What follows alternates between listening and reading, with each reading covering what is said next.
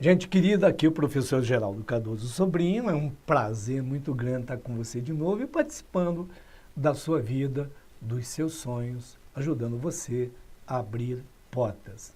Lembra que cada tema desse é importante que você assista quantas vezes quiser e leia muito. Tudo que for publicado sobre esses temas, afinal de contas a gente vai tratar de um tema de ecologia, que é dinâmica das comunidades. Você já sabe que comunidade é o conjunto de populações que frequenta, que habita a mesma área, portanto o mesmo habitat, ou seja, o conjunto de todos os seres que habitam aquela região. Vários estudos são feitos em populações e comunidades e são fundamentais para a gente entender até porque ocorrem alguns desastres ambientais. Por isso eu convido você para a gente dar uma passeadinha em alguns temas e alguns eventos que são extremamente importantes para nós, importantes para a nossa análise. Observe a telinha. Primeira coisa, densidade. Quando eu falo da densidade de uma população, eu calculo a razão entre o número de indivíduos pela unidade de espaço ocupada por esses indivíduos. Então eu posso falar, quando eu trato de volume em cúbico ou quadrado, quando eu falo de uma superfície, tem tantos habitantes por metros quadrados na minha cidade, ou na cidade tal. E a gente tem que tomar um cuidado muito grande, porque, por exemplo, se pegar toda a população brasileira e jogar na área ocupada pelo Brasil, eu vou dizer que o Brasil não tem uma grande densidade populacional humana. Mas se eu considerar São Paulo, Rio de Janeiro, ou alguns bairros como Copacabana, no Rio de Janeiro, eu vou dizer que são altamente e densamente povoadas. Então a gente tem que primeiro analisar qual é a unidade de espaço que a gente está considerando e analisar o número de indivíduos naquela área. Mas, evidentemente, que vários fatores fazem com que haja o aumento de uma densidade ou a diminuição da densidade. Vários fatores ambientais. A gente está vivendo um momento no Brasil com grandes surtos aí que estão a aparecer de febre amarela. Em animais silvestres, como macacos, a gente está observando, por exemplo, no Espírito Santo, o desaparecimento de populações de macacos.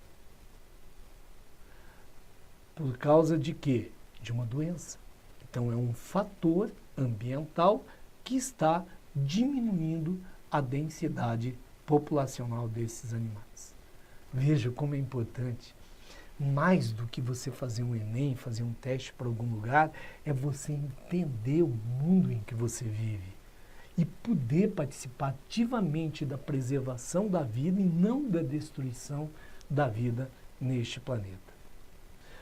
Mas temos outros dados a comentar, observe a tela. A gente trabalha com taxas. Por exemplo, nascimento e mortalidade. O que é taxa de nascimento? É a quantidade de indivíduos que nascem em um determinado período de tempo. Normalmente, humanos, a gente trabalha por ano. E o que é taxa de mortalidade? A quantidade de indivíduos que vai a óbito, que morrem naquele tempo. Evidentemente que você sabe que os nascimentos aumentam o tamanho da população e a taxa de mortalidade diminui o tamanho da população. Então, você tem que saber o que é que aumenta, o que é que diminui. Por outro lado, a gente tem as migrações, o deslocamento de indivíduos das diferentes espécies no planeta. E temos a taxa de imigração, que corresponde à entrada de indivíduos na população, ou seja, aumenta a população, aumenta a densidade. E a emigração, que é a saída. Então, gente, por favor, olha aqui, nascimento e imigração aumentam a população. A mortalidade e a emigração diminuem a população. Habitualmente, como a gente encontra na prática? A gente encontra esses levantamentos, por exemplo, em testes, num determinado período de tempo, as 4 taxas são fornecidas. A gente pode ter até a população inicial. Normalmente a gente trabalha aí para fazer exercício de 4, 5 anos. Então a gente pega o primeiro ano, quantos indivíduos nasceram, quantos morreram, quantos imigraram, quantos emigraram. Segundo ano a mesma coisa, terceiro e quarto. Eu posso dizer que a população inicial tem tantos indivíduos.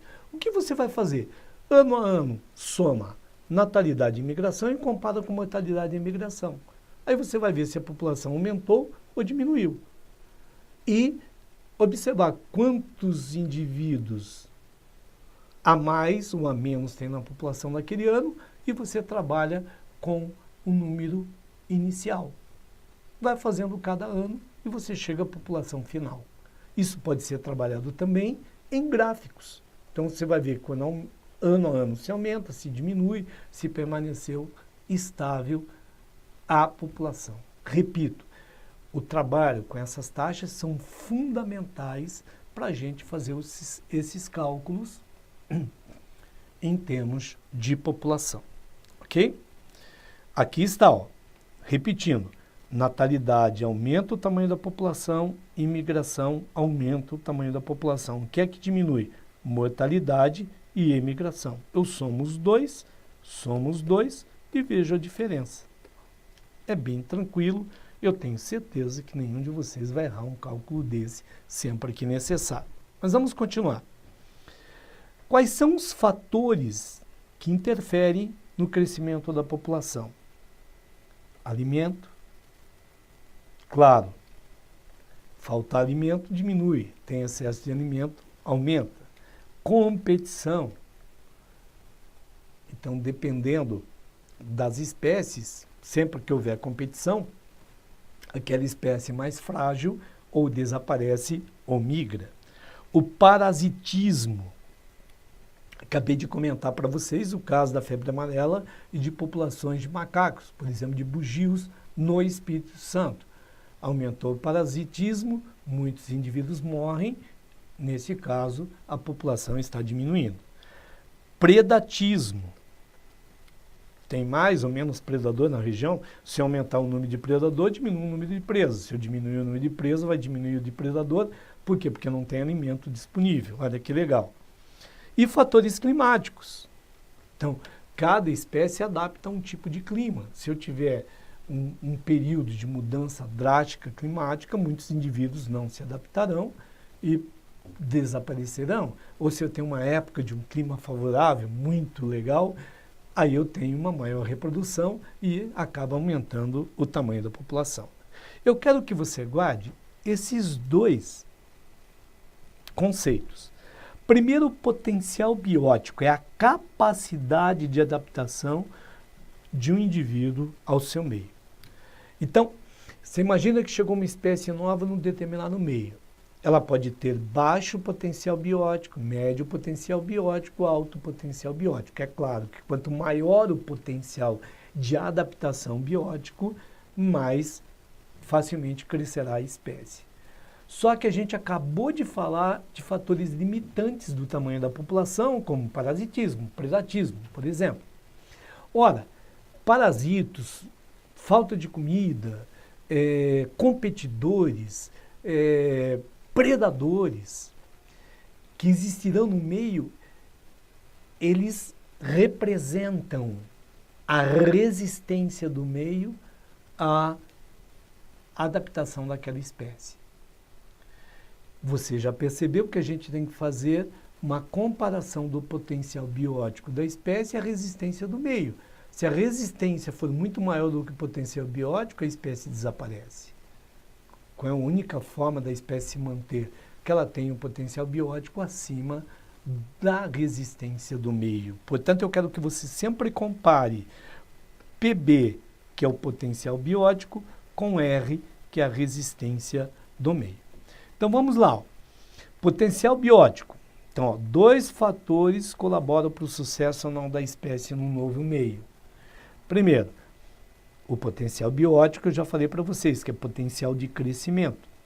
a resistência do meio, as dificuldades impostas pelo meio para o crescimento da população. Então, a resistência que é responsável pelo controle natural das espécies. Senão, ela tem um crescimento exponencial.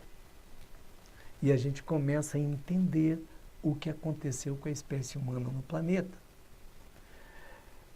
É fundamental que haja resistência do meio, porque ela equilibra o crescimento de uma população. Se eu retirar toda a resistência do meio e ficar só com o potencial biótico, o crescimento vai ser tamanho que daqui a pouco o planeta está sendo tomado por aquela espécie e não vai ter recursos para mantê-la.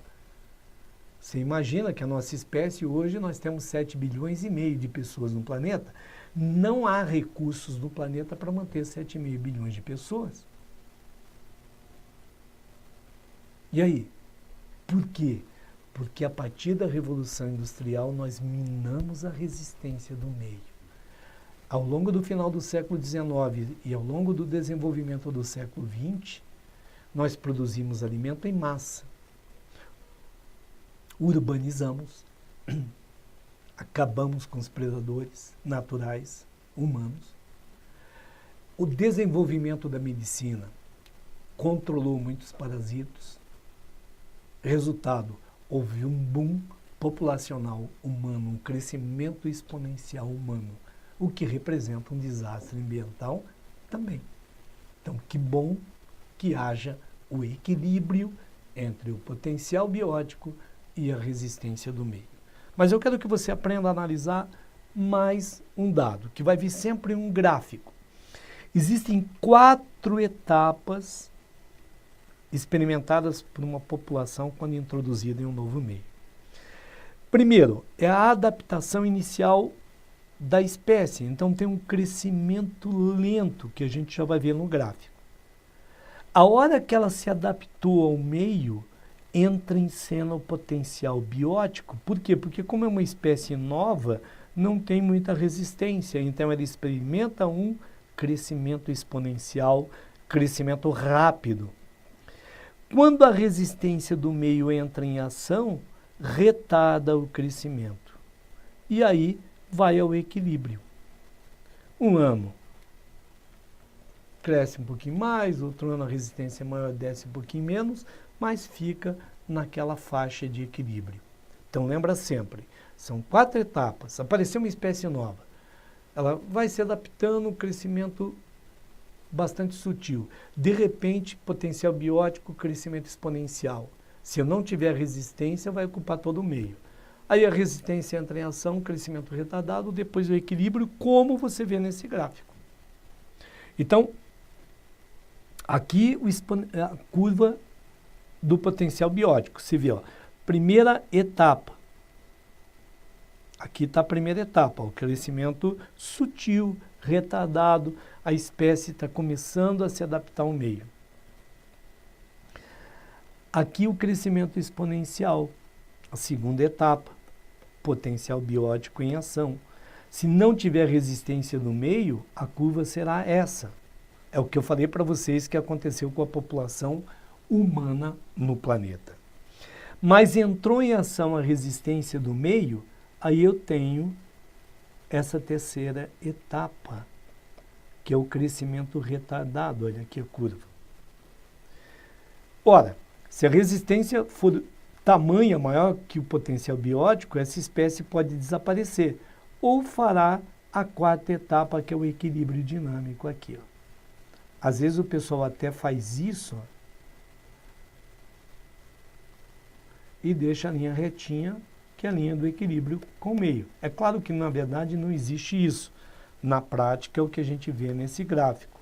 Um ano é mais favorável, outro ano é menos favorável, mas, amigo, você tem que aprender a ler este gráfico.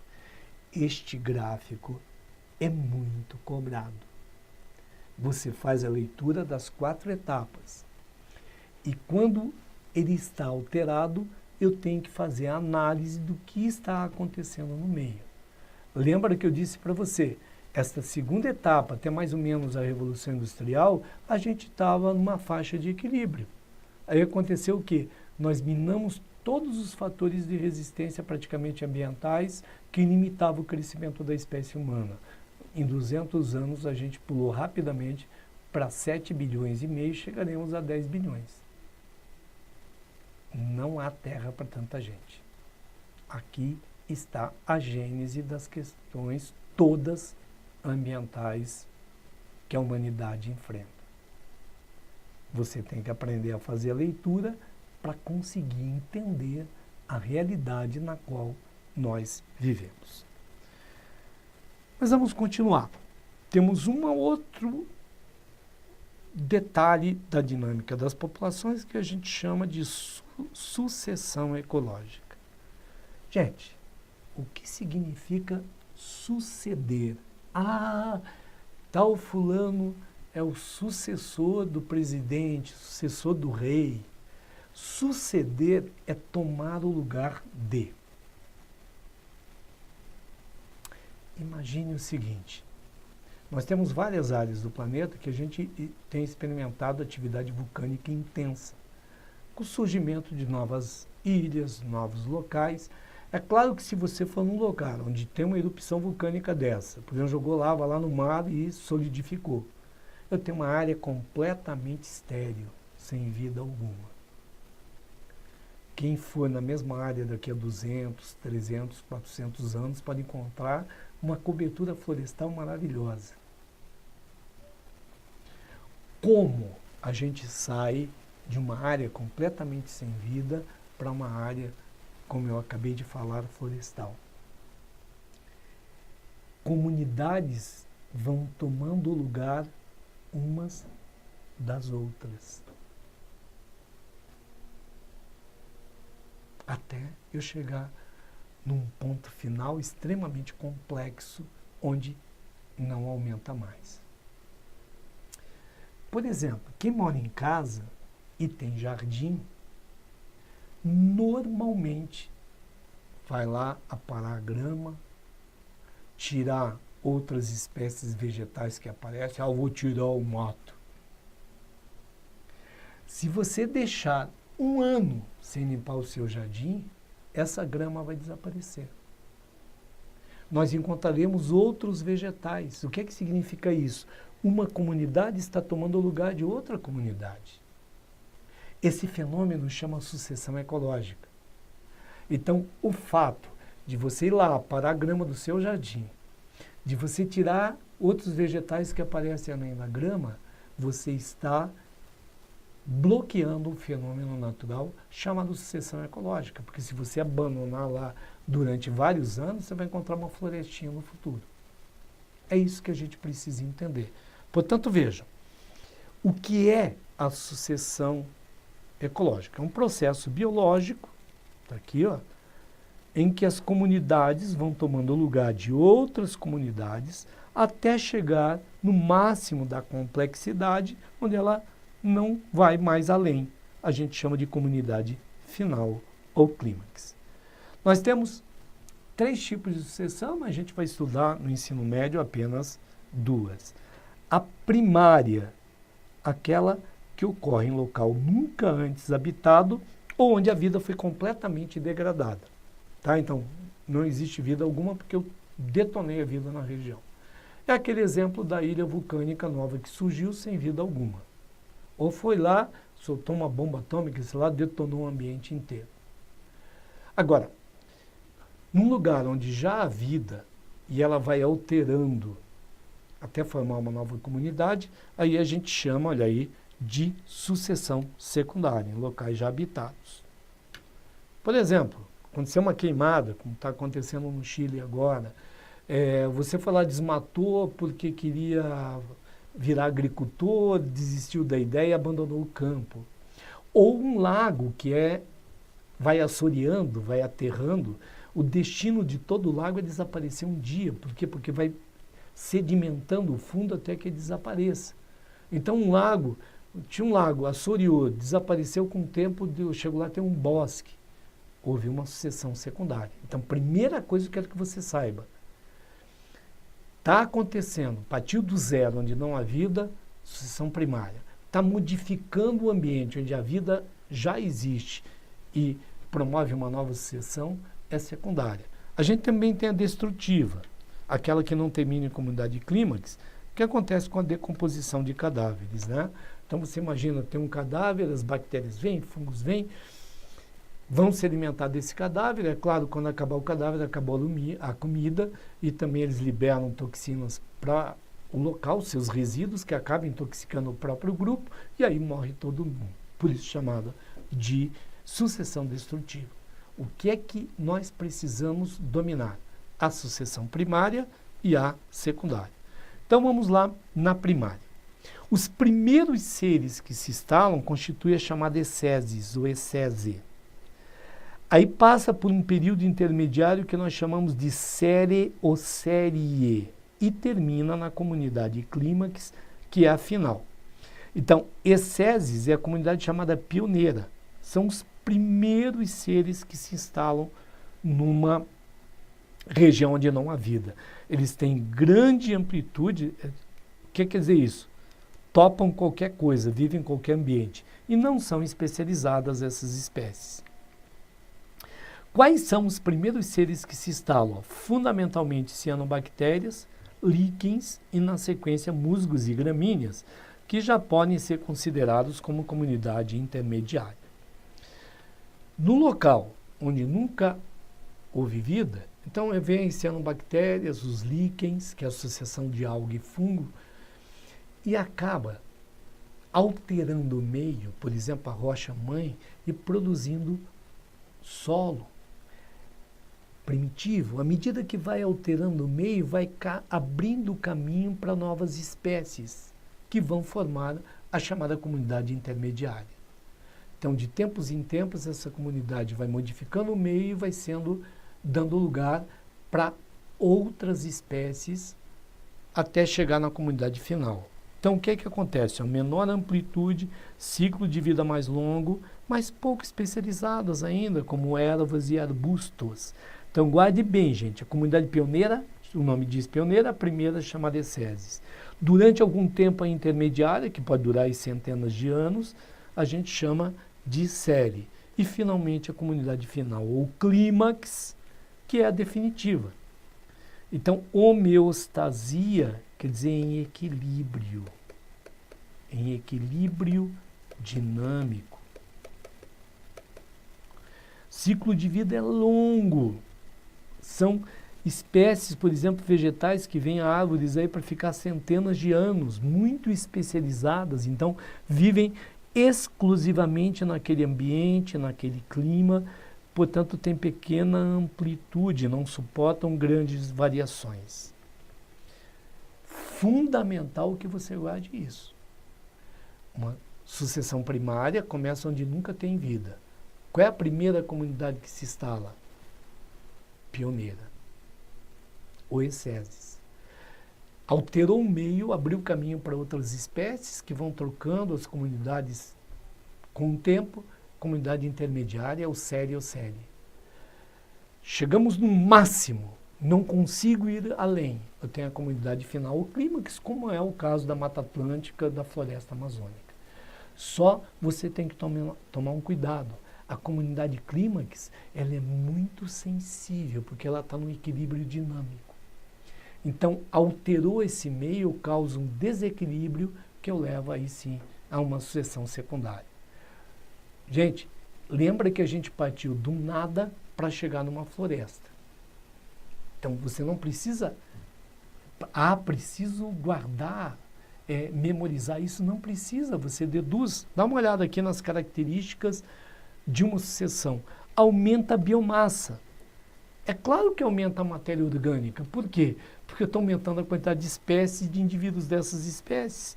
Consequentemente, aumentam as teias e nichos ecológicos, porque cada vez eu tenho mais espécies, cada vez eu aumento a possibilidade de alimentação na região e a especialização de trabalho dessas espécies. Aumenta a diversidade, a biodiversidade, né?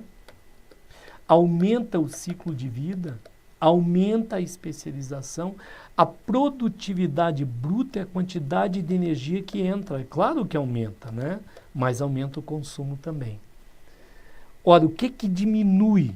Diminui a amplitude. Por quê? Porque estão muito especializadas, adaptadas àquele meio. E diminui a produtividade líquida. Gente, produtividade bruta é o que entra de energia. Você gastou, o saldo é a produtividade líquida.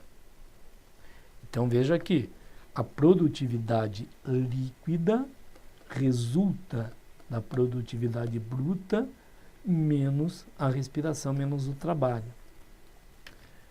É por isso que uma comunidade clímax é tão vulnerável, porque essa diferença tende a zero. Eu não tenho energia sobrando. O que eu consigo com a fotossíntese eu gasto com a respiração. Então, o saldo energético de uma comunidade clímax, como é a floresta amazônica, gente, tende a zero. É isso que o pessoal não entende. Porque muitas vezes uma pequena alteração aí eu causo um desequilíbrio tão grande que eu faço iniciar uma nova sucessão ou até a extinção em massa da vida na região. Olha aqui a sequência da sucessão primária. Essésio, comunidade pioneira, sério, comunidade intermediária e, finalmente, a comunidade clímax, que é o equilíbrio final, total. Aqui, às vezes, aparece com esses esquemas. Aqui, pioneira, toda a comunidade intermediária, aqui está a comunidade final ou clímax. Aqui, alterações, né? Então, substrato aberto, dá uma olhadinha. As condições ambientais vão ficar muito especializadas, a complexidade funcional aumenta da comunidade pioneira em direção à comunidade clímax. E, finalmente, a sucessão secundária é aquela que acontece num local que já tem vida, né? Por exemplo, fui lá, desmatei, né? Então, estava em equilíbrio, eu desmatei e aconteceu uma nova sucessão. Ou como você tem aqui no lago. Então, foi o que eu citei há algum tempo. Ó, aqui tem uma lagoa, vai assoreando, chega no momento que desapareceu a lagoa, eu tenho aqui um bosque com seres terrestres. O que aconteceu aí? Aconteceu uma sucessão secundária. Por quê? Porque já existia vida na região. Então, a primeira coisa que eu quero que você faça, defina. Nunca teve vida ou totalmente destruída primária. Já tem vida, está modificando secundária. Primária, comunidade pioneira, comunidade intermediária, comunidade final ou clímax. A gente passa a entender como as comunidades clímax são vulneráveis. É como alguém que recebe exatamente o salário para manter a sua atividade de custo fixo. Se eu recebo exatamente o que eu tenho que gastar, qualquer evento novo, qualquer uma eventualidade, eu não tenho como cobrir. Por quê? Porque eu produzo o que eu gasto. Significa, repito, que na comunidade clímax, o saldo energético tende a zero.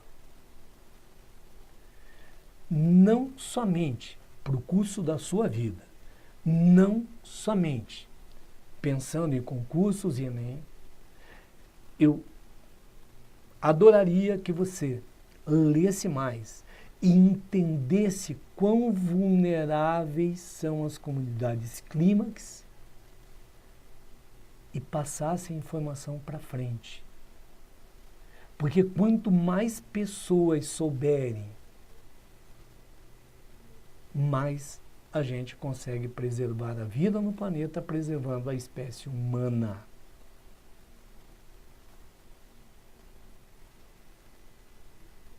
Um grande abraço. Até a próxima.